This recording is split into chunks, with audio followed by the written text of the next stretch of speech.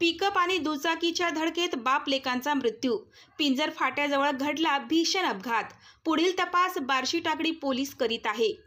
Barshi Takli police ठाण्याअंतर्गत येणाऱ्या अकोला मंगरुळपीर रोडवरील पिंजर फाट्याजवळ भरधाव वेगाने जाणाऱ्या पिकअप वाहनाने दुचाकीला धडक दिली.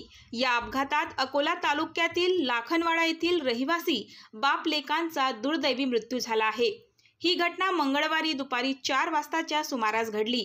अपघाताची माहिती मिळताच पोलिसांनी स्थानिक नागरिकांच्या मदतीने दोन्ही मृतदेह प्राथमिक आरोग्य केंद्रात नेले. बार्शी टाकळी पोलीस घटनेचा तपास करत आहे. यापूर्वी सुद्धा विटा वाहून नेणाऱ्या एका वाहनाने धडक दिल्याने दुचाकीस्वार ठार झाला होता, तर 3 जण गंभीर जखमी झाले होते. ही घटना बार्शी टाकळी महान रोडवरील दोनद फाट्यालगत असलेल्या शासकीय ITI जवळ घडली आहे.